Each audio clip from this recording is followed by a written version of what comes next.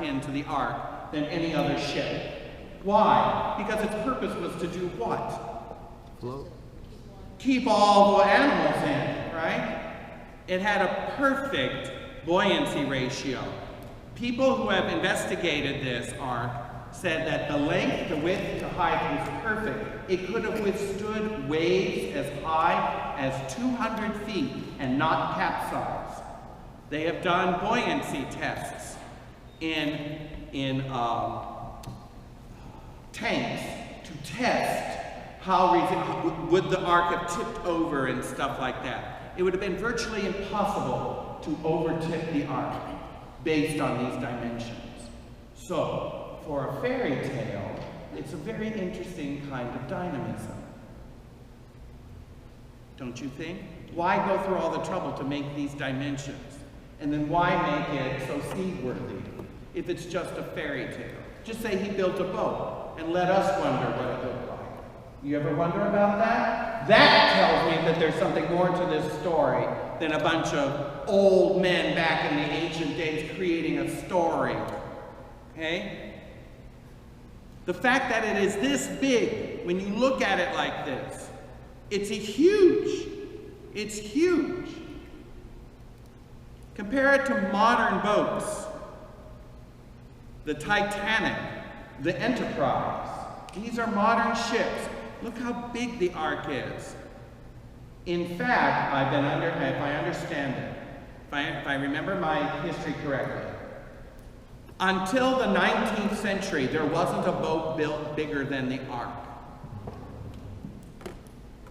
If we take the story literally, there wasn't a ship ever built in history until the 19th century that was bigger than the ark. All other ships, Columbus, all of those guys, Magellan, much smaller than the ark in dimensions. Much smaller. Wasn't until the modern times that you get ships that can even come close to the size that the ark was. What were the names of the ships? I don't remember, but they were naval ships, I think either built by the British or the Americans after the 19th century. That'd be 1800s. 1800s, yeah.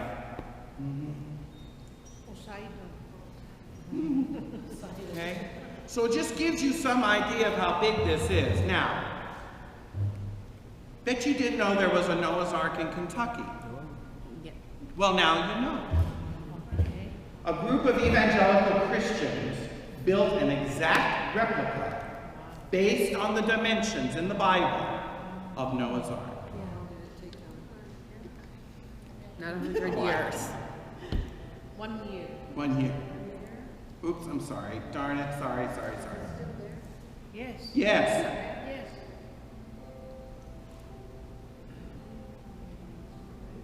Wow.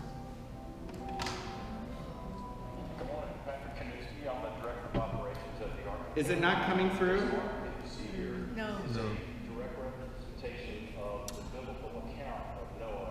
Hold on. Stop. I want to make sure that you can hear this. Well, you know what? I'll just do this. We've taken the true dimensions of the Bible in Genesis and we've replicated a full-size ark. But in 2004 even, the first thoughts about doing an ark replica was thought about, and it just kept moving up on the to-do list. And then eventually broke ground in the summer of 2014, and then we opened the Ark Encounter in July of 2016. Since that time, we've had hundreds of thousands of people come through here. It's got rave reviews. People are very excited about this. And the first deck is really an introduction to the Ark. It's our shortest deck. It's just to get people oriented to the Ark itself, how big the wood is and things of that nature, and some animal pages and some information about some of the animals. The second deck is really where the story starts. And the first exhibit that everyone sees is an exhibit called Pre-Flood World, Pre-Flood Society, which really sets up for the guest why was the ark built in the first place. It starts with creation in this particular exhibit, and it goes through sin and the fall of man, and then how society really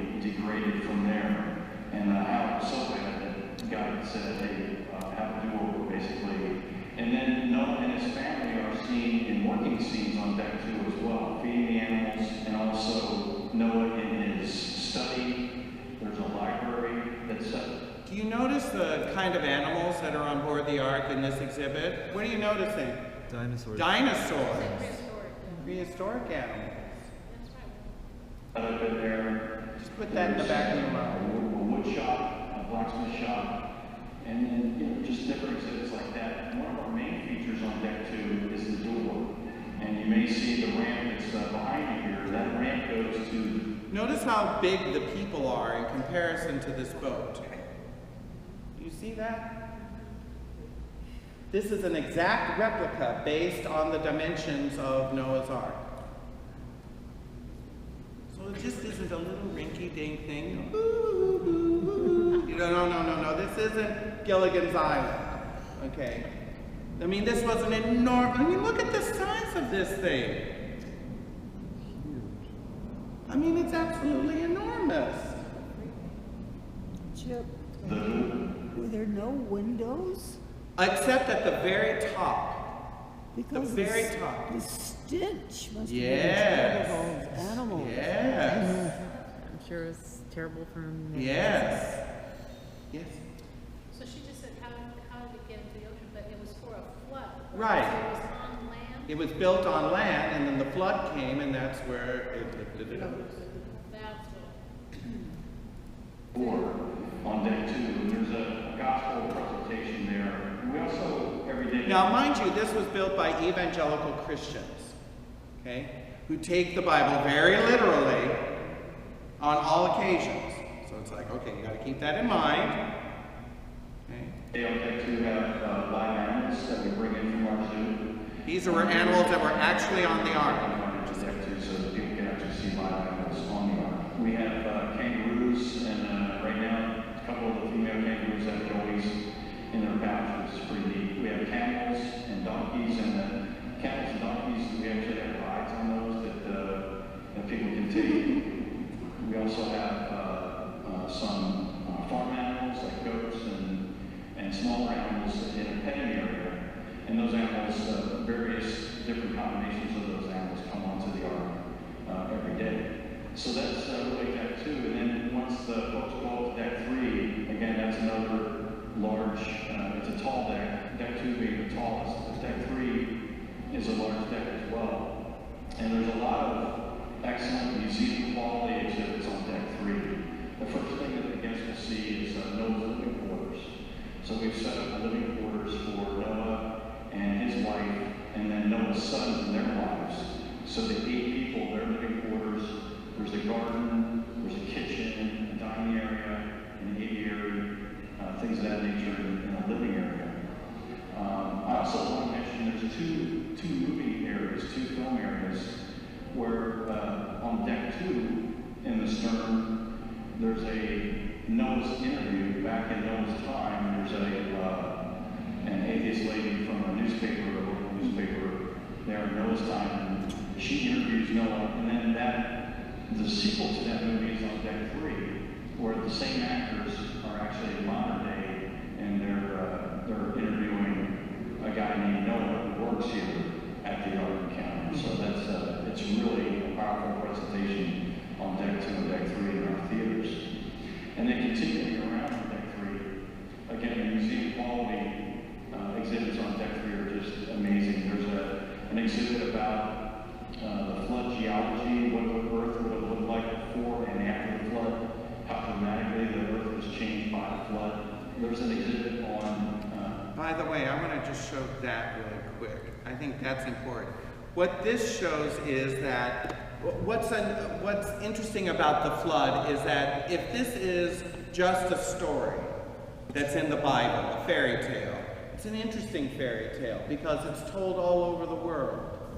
Every ancient culture, whether it's the Aztecs, whether it's the American Indians, whether it's the Polynesians, whether it's the Hindus, whether it's the Epic of Gilgamesh, whether it's, you name it, all the Babylonians, all ancient cultures have a flood myth, as it's called.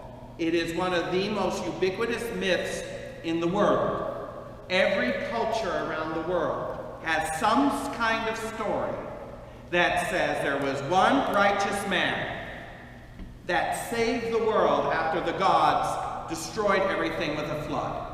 Every culture in the world has this story. It doesn't matter where you are in the world. Every single culture has this story. But not every culture has a story about a man who makes wax wings and flies off with his son. Okay, the Greeks had that. There's not a story of the wife of a god who raises him from the dead by giving incantations. Okay, that's Isis and Osiris. That's an Egyptian mythology. You get it? There are certain things that are unique to all cultures in their mythology. But one thing is the same in every culture around the world. Every culture. And that's a story that sometime in the past, there was one righteous man who saved the world and its animals on a boat. That theme is absolutely ubiquitous. If this is some kind of fairy tale invented in the Bible, then why is everyone telling it? Unless it's a real story and everyone has their own little spin on it.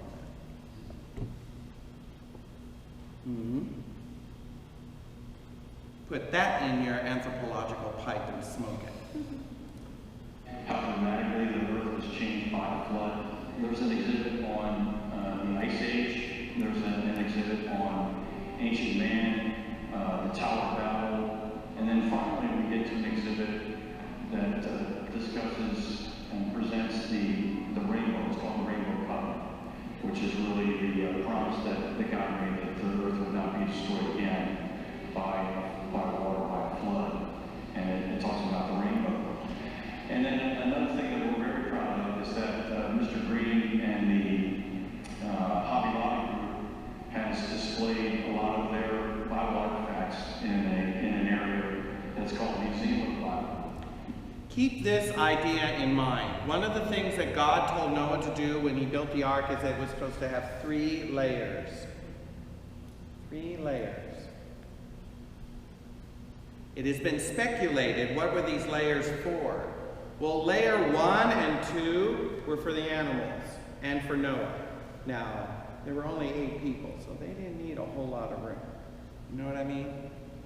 Even if they had a room to themselves on the ark, there's still lots and lots and lots of space for all kinds of animals.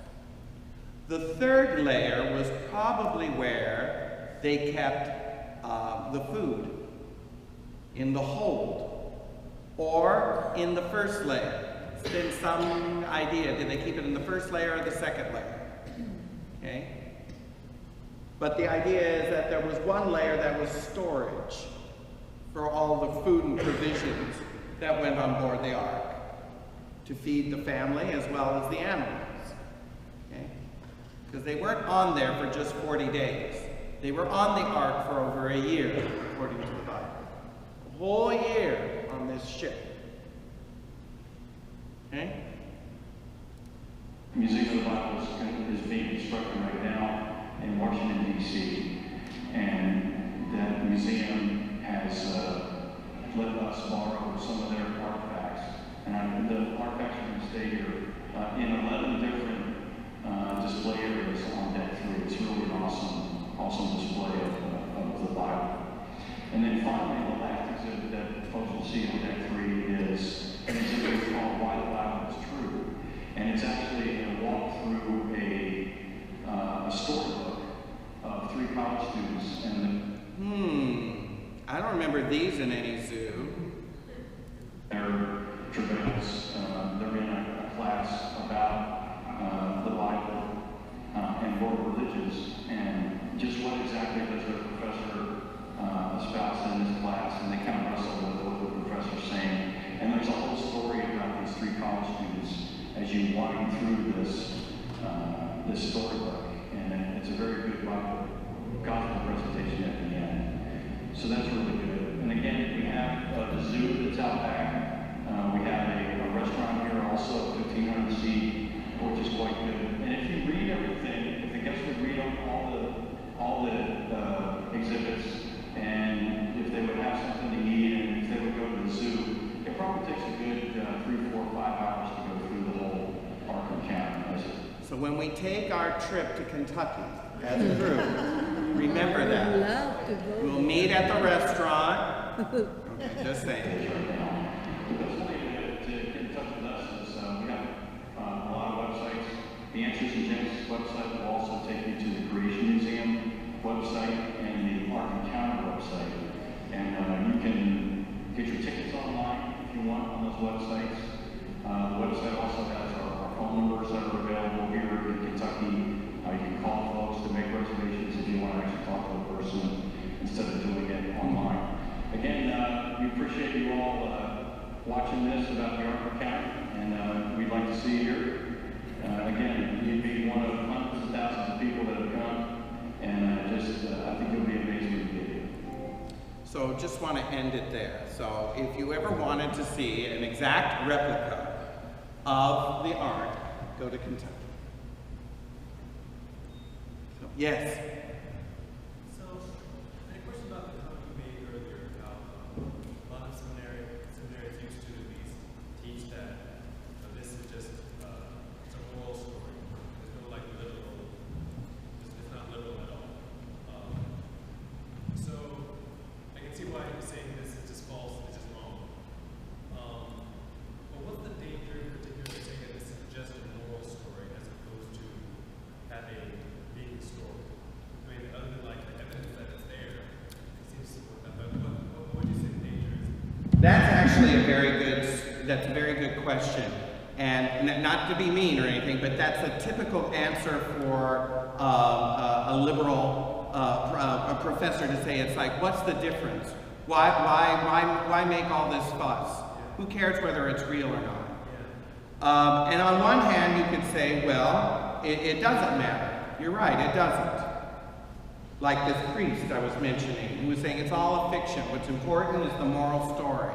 Not to be as wicked as it was in those days to cause God to have this judgment.